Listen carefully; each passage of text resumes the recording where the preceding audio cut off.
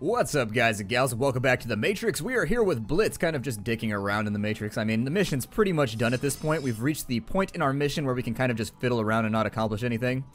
Hurry up, Attacky. Oh my god, you were just taking forever. He's like, listen, I have huge forearms and I need to lug them around everywhere.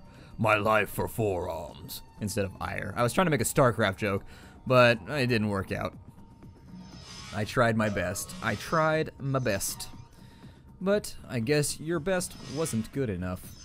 So we will shoot this guy to death because that is what we do as a Shadowrunner. And Attacky will do his best to shuffle along the floor and get back to us so that we can make use of those giant, enormous... He really needs to stop just grabbing the barbells and doing a rotating thing with his wrist. Basically, he looks like he's been spending too much time in the Gurkit hut.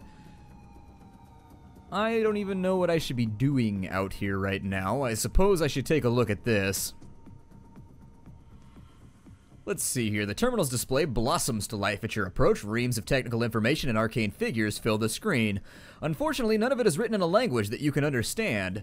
I suppose we'll go Intelligence 6 and attempt to decipher it. Sweeping your eyes over the written material, you recognize a number of words with Latin and Spanish roots, but the language is something altogether different. Many of the words are long and exotic, and there appears to be a form of pictographic language interspersed throughout the text. Your best guess is that this is an ancient form of Nahuatl. Why the Azis are using it here is beyond you.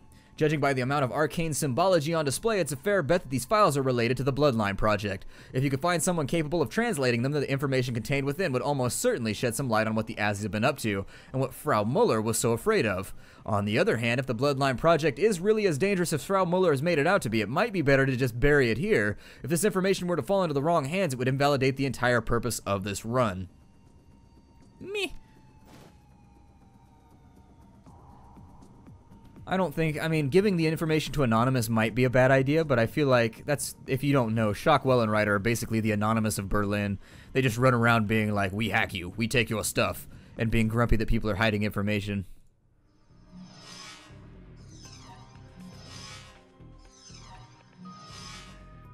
It really should not be this difficult. Like, I don't want to be that guy in the room who's pointing out the obvious, but can we... Attacky? Damn it, Attacky. You and your giant, sexy forearms just need to stop this right now. There we go. So we finally accomplished something. Let's open the west cell door so that he can run off. Oh, we get freebie karma. How nice. What a wonderful thing to do. I mean, I'm not really sure they know what to do with their freedom right now, but that's not the point. We give them freedom nonetheless. We are the freedom giver. We are. Well, I was going to say we are Mel Gibson, but anymore, I don't know if I should quote Mel Gibson any further. I think Mel Gibson is one of those things that I just have to let die. Be like, nope, I can't invoke the name of Mel Gibson anymore. I mean, and it was okay. It was a pretty good reference to make for a long time, up until the point that he started going on giant swearing rants about everything, everything and anything offensive. I mean, he really didn't hold back right there. Although at a certain point, you kind of have to, well, I don't know. I don't know. Let's just blow this place up and get the hell out of here. We're going to overload the generators. Illegal operation error code 15698, a whole bunch of zeros and then a 4. Okay, well, whatever. We'll just, there we go. Administrator level password? Do we have a password for this? I'm a little concerned right now. Did I overlook something during the course of this mission? Let's go to our mission. Maybe it's one of those things that Muller gave us at the beginning. There it is, Zolotl. That's why I didn't remember. It was one of those Expeditions Conquistadors words. Let's end the turn. Make sure that he gets it. Yep, they're just... Guys, when I said to run for it, running into the building that you're trying to escape from and hiding behind a display rack was not really what I was aiming for. And so, I don't know if it's caps sensitive. We'll go Zolotl. We'll override this thing. The terminal processes your command. An instant later, a high-pitched screeching noise erupts from the generators. Tremors rock the facility, shaking the ground under your feet. Over the building's speakers, a synthesized female voice repeatedly states the obvious. Generator overload imminent. Please evacuate the facility. That's done it. Come on, Chief. Let's listen to the nice lady and get the hell out of here. Yes, indeedly doodly. Let us get the F out of here.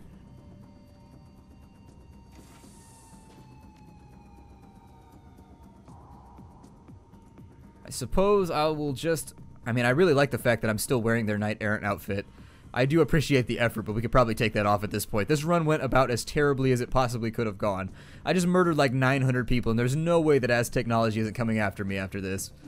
Like, we're gonna have kill teams from a dragon, we're gonna have kill teams from Az Technology. We have made all of the worst decisions. I'm not speaking in hyperbole right now. For Shadowrun, we have made all of the worst decisions that you could have possibly made.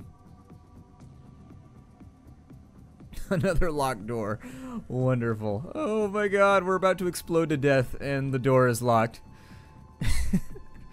Oh my. Is it any possible to explode anything other than to death? I feel like explosions are largely terminal. I don't feel like there's any way that an explosion would be benign. Let's go ahead and it looks like we've got another locked door. No. Oh my god, we're gonna die in fire. All hope is lost. I can only hope that Attacky and Explodey can get the job done. Run! There is the possibility that I'm overextending myself right now, but anyways, let's get Explodey down. Or I'm sorry, that's Attacky. Explodey's the one with these little houndstooth looking things. Well, luck be with you guys. I don't even know if... This is looking bad. This is looking real bad. Run! You magnificent blue bastards, you. Oh, it's right here. That makes me so happy to know. Bum rush the door. I don't care what you accomplish, just bum rush it.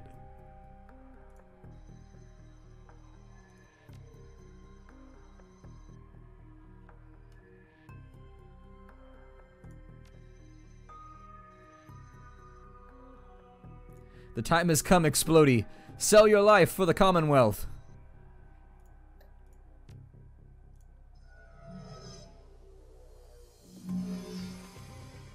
Man, that didn't do as much as I wanted it to. Either way, we'll tar bomb him. Tar bomb.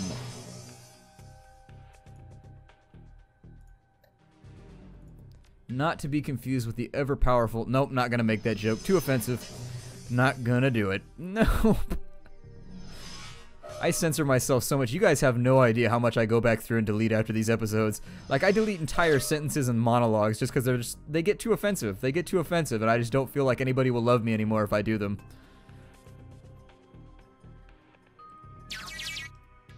And I don't want to give him the jack out shock by just jacking out the hard way. So we'll do it the nice way.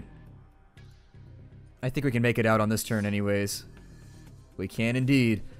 Well, that was a nice quick I almost said a depping operation. I'm like, no, we are not going to do a fear and loathing situation right. This is not the time to be high as a kite.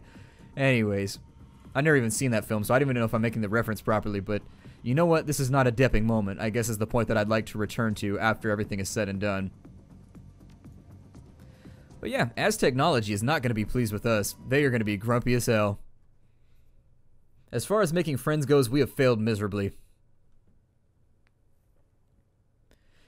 Memories of the explosion that toppled the Az Technology facility keep you company on your ride back to the Kreuzbazaar. You barely managed to outrun the blast. Now the facility lies buried under thousands of kilograms of twisted rebar and reinforced concrete. No doubt a considerable blow to Az Technology's activities here in Berlin. Mission successful. It's time to get paid. Hell yeah. There's nothing we like more here at the Nerd Castle than money, aside from perhaps video games and castles. I feel like that would be the two things that we should probably mention before money. But anyways, if I could give you guys all $1 bajillion right now, I would. That's how much I like you all. I'd be like, here's $1 bajillion. From Splattercat to all of you. Enjoy your lives of luxury with giant, I don't know, golden toilets, or I don't know, spend it on something nice. You've earned it.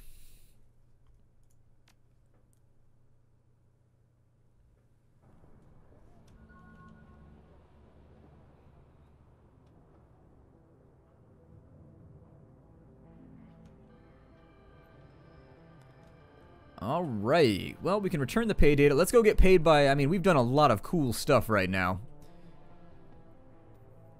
So we pretty much hit, yeah, I think that was pretty much an all points bulletin for us right there. We pretty much hit everything. I don't think there's anything left over, so let's go give the information to the Shockwellen Rider. My guess is that the Shockwellen Rider will use it to, I don't know, do something against Az Technology. They don't seem like evil guys. The machine accepts the data upload after a few moments. A certified cred stick is spat out for 500 new yen. Are you serious right now? I just handed you the culmination of magical research of just like decades, and you give me 500 new yen? You guys are killing me here. This is why nobody wants to work for you guys. I shouldn't have wasted. I almost got shot to death for that. You guys realize I almost got shot to death for that. Damn it. Damn it all to hell. Let's go give Luca his stuff. I know that the lodge tends to pay a little bit better. Some people have no appreciation for the soaking of ballistics. I got shot to death 3 times in one mission. They had to use the electrical pads on me. They had to go clear like 50 times. I have been dead on and off over the course of the last day multiple times for that, and you gave me 500 new yen. Damn it. Welcome back, runner. Talk to that exec. He'll fall in line after he gets his pants thoroughly dry cleaned. Excellent work, runner. Perhaps you do have a future in this town. Here's your bonus. 1,000 new yen. Not bad for just being like, hey, you're a dick, and then walking away. One look on Blitz's face is enough to tell you that something is gnawing at him. He stands beside his table playing with a coffee spoon. Hoi, Thrito. What you need? What's going on, Blitz? He stares past you as he speaks, avoiding eye contact. Nothing much. I'm doing fine. Why do you ask? Because you don't look fine. Do you care? If it has an impact on your job performance, you bet I do. Chief, please. I always operate at 100%, especially when I'm on a run. You still moping about those debts? Nah, boss. Of course not. The debts don't mean a thing to me. He hesitates for a moment, then plows forward. The girl that I racked him up for, though, she's a different story. I might be in some trouble, Chief. Alright, what kind of trouble? Well, when Emily left me, she disappeared with a bunch of my decking gear, right? I just did some housekeeping and I discovered something. She also hacked my old cyber deck. She did a great job of covering her tracks, but I can see the signs. She lifted a file from it before she left. What kind of data are we talking about? No idea, Chief. I grabbed it on a lark when me and Emily were goofing around in the Matrix. The file was encrypted all to hell and I never could get it open. I only took the damn thing because she told me not to. She said that security would be too tight and that I'd get myself killed. But I waltzed on in there and took it all the same. You should have seen me, Chief. It was a thing of beauty. I don't think I've ever been as much on my A-game as I was that day. Blitz, where did you get this data from? A corporate database. You know, no big deal. Tell me which corporation, Blitz. Oh, you know, no one important. Blitz continues smiling at you for a few seconds and looks away. I stole it from Mass Technology. A tinge of red crawls into Blitz's cheeks. He shuffles his feet. In hindsight, it might have not been the best of ideas. You don't mess with the Azzies, Blitz. Everyone knows that. Yeah, I guess. Emily wasn't too impressed either. I know. I want to say, the irony of that statement doesn't escape me given what we just did. Emily wasn't too impressed either. Our only really big fight was over that stupid file. Anyway, time passed, eventually we made up and laughed the whole thing off, or at least I thought we did. Truth be told, I forgot all about it until I realized that the data had gone missing. Alright, so the love of your life took your encrypted file and bailed on you. What are you going to do about it? I don't know, Chief. This whole incident has left me rethinking a lot of things. What if she took the file to protect the Azzies? What if she's with them? I gotta admit, this has me worried. I'm even more torn up now than I was before. He meets your gaze and you can see the concern gnawing at him. I don't know what to do, but I'm open to discussion. Well, if she hacked your deck, well, no, that's one's reputation right there. We could say the team leader, not the relationship counselor. We can say to go find her. The X did you a favor. The Abbeys haven't cut her. Okay, so let's go. You got a direction to look in. If I were you, I'd go into the Matrix and find her. He nods. Who am I kidding? You're right. I won't be able to stop thinking about this until I found her, so I might as well keep trying. Thanks, Chief. You've been a big help. Best of luck. Let me know how it turns out. I will, Chief. I will. Let's go talk to Altug because he always seems to have useful information on hand. Never mind. Nothing there for us. I suppose we should probably head on back to base and see what's going to happen now that we've paid off Alice. I don't think there's a lot of things to get done right now in the Outworld. How much money do I have? Not a lot. 50. In fact, I was broke. The money that I just got paid that's pretty embarrassing, the fact that my pockets were 100% empty. But you know what? For a Shadowrunner, it's not the first time and it probably won't be the last. The life of Shadowrunning is one of stress and also being broke all the time. Let's talk to Paul and see what's going on here. I have nothing new for you, Three-Toe, and we have no time to waste. You have Alice's money, and we need that information. Get to the rabbit hole and hurry back. We need to find Valclaire before Firewing finds us. Let's see here. I sent a man named Corin to talk to you. He runs things in a neighboring keys. They're on hard times, and I have promised them some rations. Ah, Corin of the Ravengeister. Yes, in fact, I received a message from this man just a short while ago. If this is your wish, I will work with Samuel to coordinate a shipment of surplus rations to the Gussenbrunnen. But I heard about Gunari's missing shipments, so if we were to aid Quarren, then I trust that our misunderstandings with the Ravengeister have been resolved. Yes, and I hope that we've made some new allies as well. Today it's Gissenbrunnen on hard times, but tomorrow it might be the Kreuzbazar. A wise move, Three-Toe. I think Monica would be proud. Very well, I shall make the arrangements. I'm glad you were able to retrieve Gunari's shipment without needless violence. Good work. Anything else I can help you with? Nope, sorry to have bothered you. Let's go get our money. Have you made up with me yet, or are you still just kind of riding the old... Yeah, okay, so he's still wiping with sandpaper right now for whatever reason. It's all good. It's just a nephew. They're not even like real family. I'm kidding. Everybody out there's like, I love my nephew. Everybody out there is getting all hot and bothered right now. That was a joke. That was a joke. Anyways, the Quibbler-Tones. I only say that because I don't have nephews or nieces or anything, so I'm just like, whatever. Let's see here. Let's go ahead and get ourselves paid. And we receive $6,000. From Frau Muller to Three-Toe. If you're receiving this message, I have fled the country or am otherwise unavailable. Don't worry, you'll still be getting paid. I've made the appropriate preparations. In any case, Three-Toe, thank you for helping me. Please do not attempt to contact me again. As far as the world and my former employers are concerned, I'm buried under a ton of rubble. It is best that I remain that way. A moment later, a second message pops in with the payment details. $36,000? $10,000 went to our crew. If they don't upgrade their gear after all this, I'm never hiring any of them ever again. Ammunition resupply, so we went through $2,500 worth of ammunition, $18,000 for Alice, and there it is.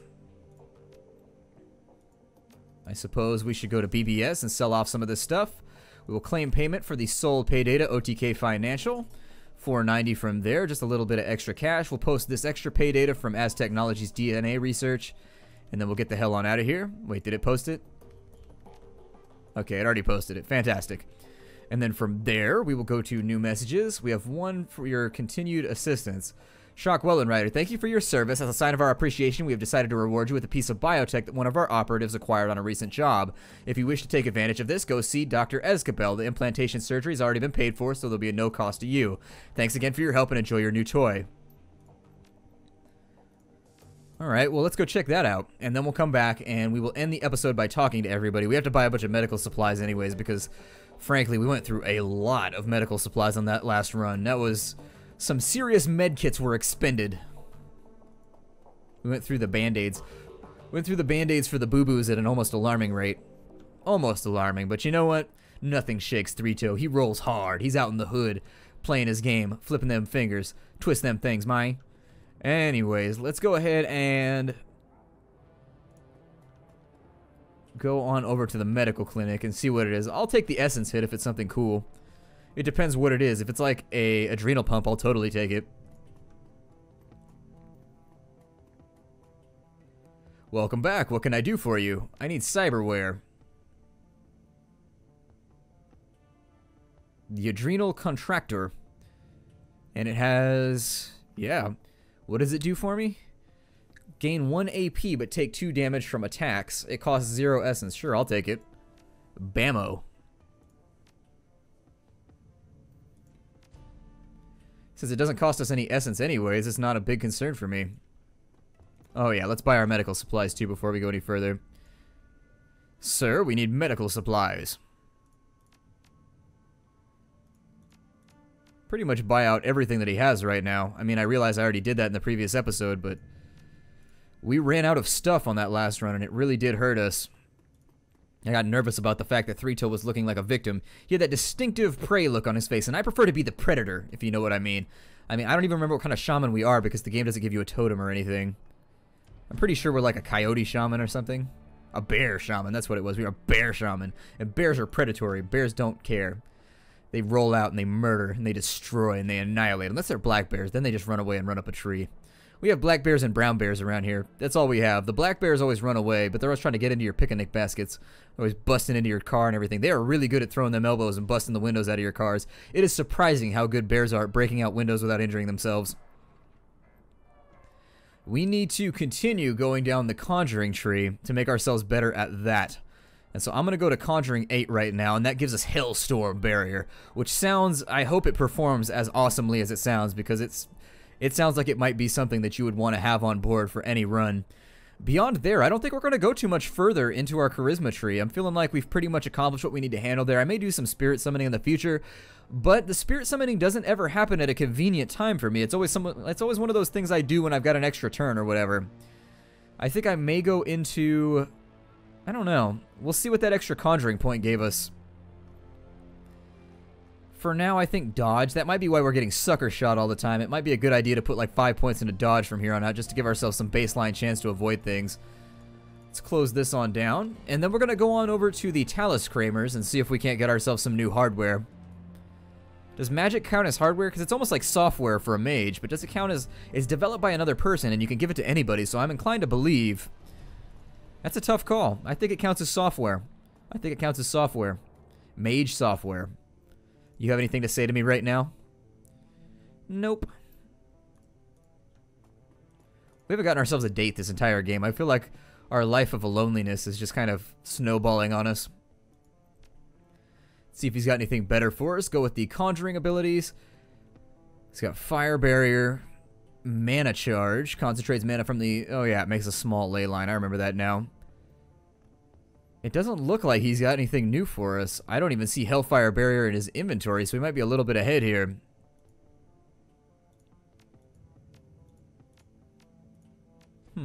Well, disappointing, but you can't always get new toys. You can't always get new toys. Something parents teach you as a kid. Sometimes you just don't get new stuff, and that's just the way things go. Sometimes Christmas sucks. So there it is. Nyeh. Kami puts away her comm and grins at you, a puckish gleam in her eyes. Hey, pal, I missed you. Got any new stories for me? I was wondering whose stories around here are worth listening to. Well, that's classified information, Shummer. If you stick around here for a while, you'll figure it out soon enough. In the meantime, a little tip to start you off. I personally like chatting up the old guys. They've always got some great stories. I'm not an old man. Does that mean my stories aren't great? Kami laughs, a lilting giggle. God, that L was just hiding from me right there. A lilting giggle, more appropriate for her age than the way she speaks, all posturing and poise. You know what I mean. People have been around, seen things, been there, done that, got the scars, want to chat about it. I'm sure they just live to talk to you. They sure do. One of those guys, Shrotty, he just lights up whenever I come by. He's always got something to say, though it's often about the same stuff over and over again. He just needs to tell people about what he's working on. He seems like the kind of guy who could live a hermit's life, but to me it's obvious he needs someone to talk to. Maybe it helps him work. I don't know. There's also Al Tug if you can get him to shut up about his coffee for a minute. So what's the story there? Well, he's taken up residence as the official Turk, stereotypes and everything. Spy master, coffee brewer, an outsider. It works for him. He had to make some sort of living here in the Kreutz Bazaar, you know? He's got a trade skill. He's not goblinized, so he couldn't hang with Beckenbauer. If he opened up a normal shop, he'd be ousted by someone thinking he's stealing their job because he's not German. The coffee shop was a good option because it's obvious. He stays exotic and does what they expect of him with his intel and stuff. She pulls absent-mindedly at some hair in her face. Sorry about the intel, Dub. It's not really useful information. And you'd probably guessed anyways at this point, but you asked, so there it is. You've been a real doll. Gotten way too much information out of me, though. I'll see ya, yeah? Yep. Well, let's go talk to people. We've got a little bit of time left, so I suppose we can go... Let's go talk to Glory, because her story interests me. I'm always stoked about talking to Glory, for whatever reason.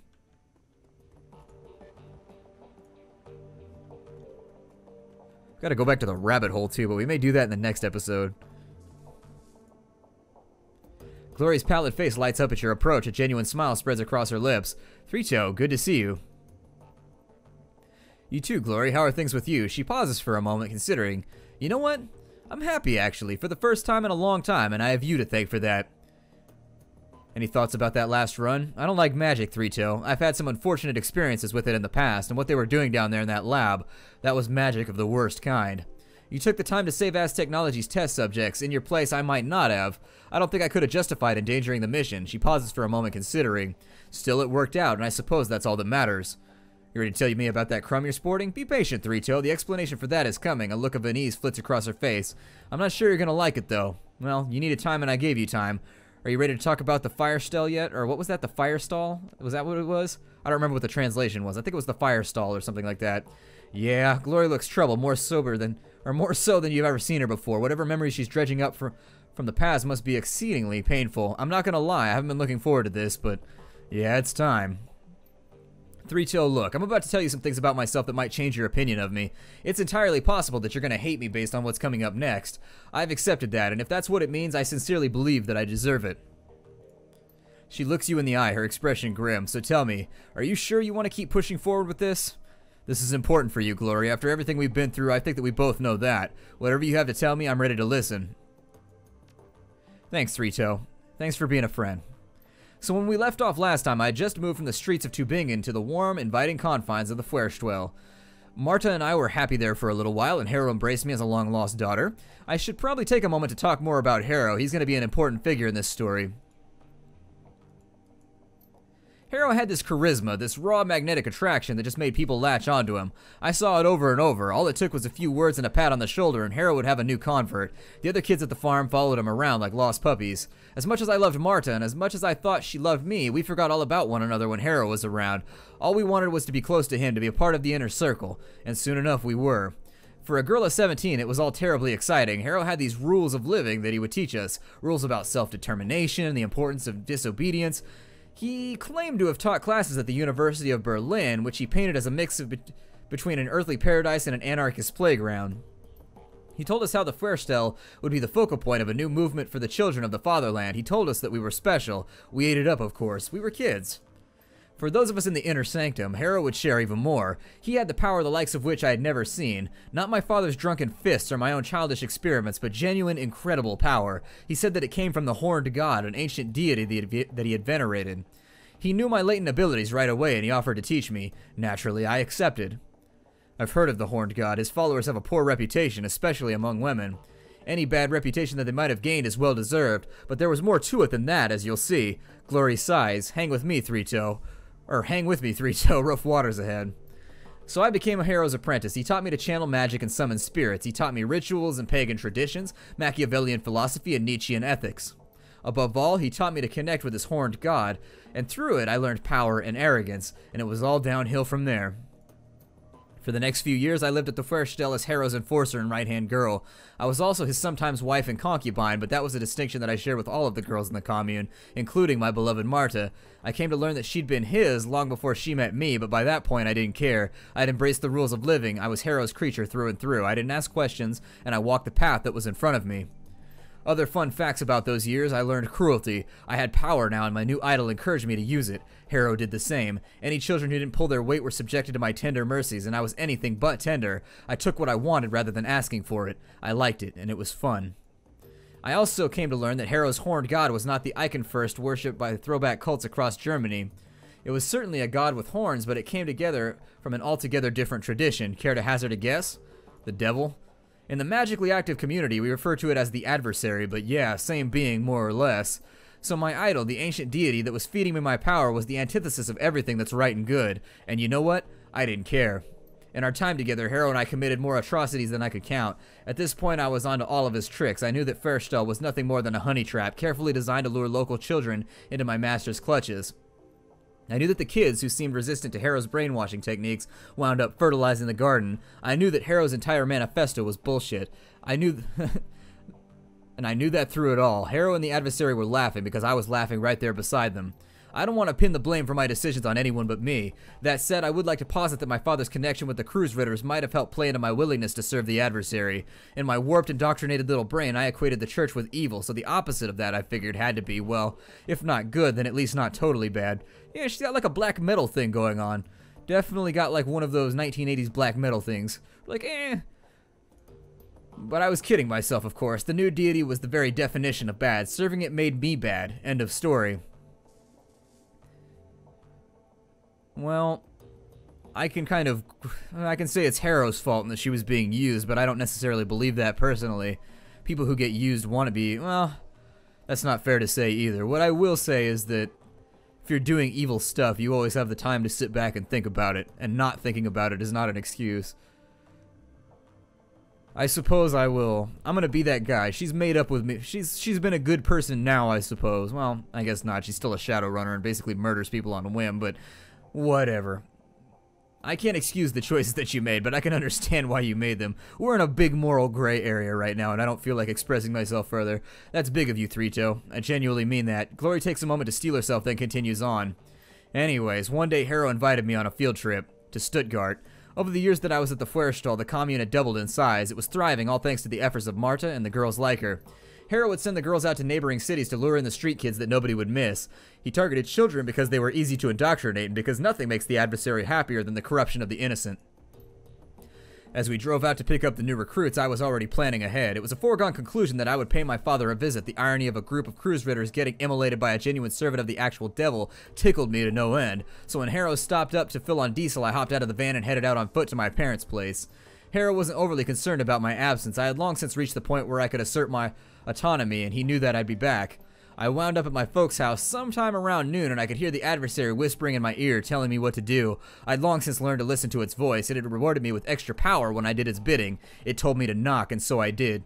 Glory is the one who knocks. I couldn't resist. As the door opened, I could feel a torrent of flames welling up in the astral planes all around me. It told me to channel them into the doorway and into my father, so I did. But of course, the person who opened the door wasn't my father. It was my mother. As I watched her flesh blacken and melt, as I heard her scream and I broke into hysterics, I heard the adversary laugh, and at that moment I realized that it was laughing at me. You could be that guy just be like, saw that coming. Tragic but predictable. Glory nods, a grim expression on her face. In hindsight, yes, you're right. It was inevitable that this would happen. I was a fool and a puppet. My power that I thought I had was on loan from a being that craved my own misery. It was like a lever had been pulled. All at once, the bubble popped. I wasn't a powerful servant of the adversary. I wasn't Harrow's #1 girl. I was a ridiculous little fool who had willingly tied her soul to the worst thing in existence. Realizing all of this was one thing, actually fixing it was another thing entirely. I knew that what I had to do was get away from Harrow. That was the first thing. So I bit my lip and did my best to ignore the happy babble of new recruits on the trip back to the Fuerstall. I managed to get through the ride without screaming. Once we were back at the commune, I broke into Harrow's safe, stole all the commune's resources, and ran. I don't know when Harrow realized what I'd done or whether he even cared. All I know is that nobody came after me, so I kept running and running until I got to Berlin. Getting past the wall was fairly simple. You know how easy it is to... Oh, okay, so getting past the wall was fairly simple. You know how easy it is to obtain falsified papers. The biggest obstacle that I faced during my flight was the adversary himself. I could run from Harrow, but how do you run from something that's tied to your soul? Let me guess. Snip, snip. The haunted look in Glory's eyes is heartbreaking. She gives you another curt, grim nod. I walked to the office of the first street doc I could find, pointed at all the biggest, bulkiest pieces of cyberware that he had on display, and told him to put them into me. He tried to upsell me on better merchandise, arguing that I was asking for was old and inefficient, better suited to be installed in a museum than in a body. He told me I'd be shredding my essence, and once it was gone, I'd never be able to get it back. I stuck to my guns. After all, shredding my essence was the whole point. Glory looks up at you. Her eyes are sunken and hollow, and the aura of loss about her is palpable. She looks like a woman who's been through hell. That's all for now, Three-Toe. You've heard the tale. You know why I am the way I am. You know the things I've done and how much I have to atone for. If you still want my company, fine. If I've lost your friendship, I understand that too, but for now, I need to be alone. Nah. I like a companion who's got scars. You can always judge a human being by the scars they have. If you ain't got any scars, well, you're tremendously lucky or tremendously privileged. But I feel like you probably should have accrued 5 or 6 by the middle 20s, early 30s. But anyways, I think I'm going to break the episode off here. My name is Splattercat. Thank you for joining me in the Nerd Castle for another episode of Shadowrun Dragonfall. I look forward to seeing you all in the shadows tomorrow, chummers. So I will see you there. Take care.